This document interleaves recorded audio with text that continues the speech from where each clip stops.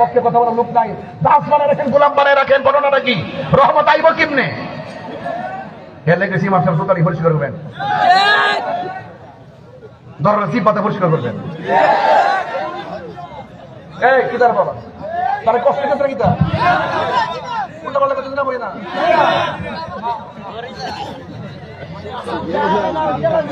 মুয়াজ্জিনের দাম হইছে না,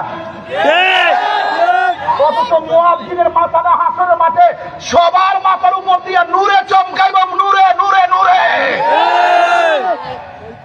তুমি দুনিয়াতে বুঝতেছো যে আজান দেওয়া কত সহজ, তুমি বাজারে যে আড্ডা মারো কেউ খবর লয় না, মুয়াজ্জিন এক বেলা আজান না দিলে তার চাকরির হয়ে আঘাত আসে।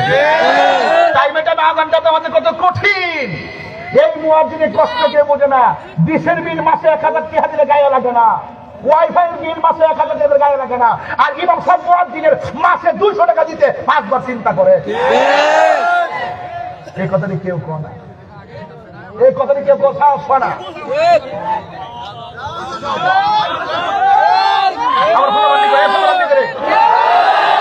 আমার এই ফুলাবান্ডি শব্দ ইমামের পক্ষে আসো কিনা বলো? আসি রে বাবা, কি দাও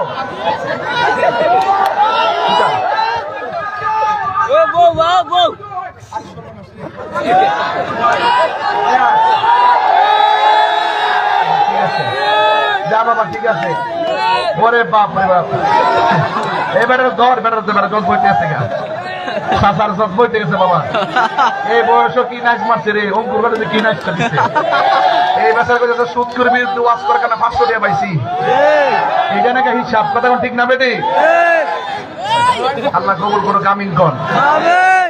যাক আর লম্বা করতাম না, 12টা বাজে এসে গা। তবে একটা কথা কইয়া দিয়া যায়, আমার কথা বলতে আমার সব মনে আছে, মাথার কাছে না। আমি একটা কথা কইয়া দিয়া যাই, আমি ইমাম সাহেবের পক্ষে আসেননি আপনারা? হ্যাঁ, আমার যুবকরা ইমামের বিরুদ্ধে যদি কোনো নির্যাতন হয় সবাই একসাথে আসেন ইনশাল্লাহ। মুয়াজ্জিনের বিরুদ্ধে কোনো ষড়যন্ত্র হলে কেউ ধমক দিয়ে আপনার পাশে আসেন ইনশাল্লাহ। আল্লাহ কবুল করুক, আমিন কন। আর যেখানে আমিন কন। যাই হোক বাবার আমার, আমি পরিষ্কার ভাষায় বলতে চাই, আল্লাহ সেদিন লজ্জাবোধ করবেন না। ইন্নাল্লাহা লা ইয়াসতাহি আইয়াদরিবা মাসালাম মা বাউদাতান ফাওকাহা। সেদিন লজ্জাবোধ করবেন না, বের করে দিবেন।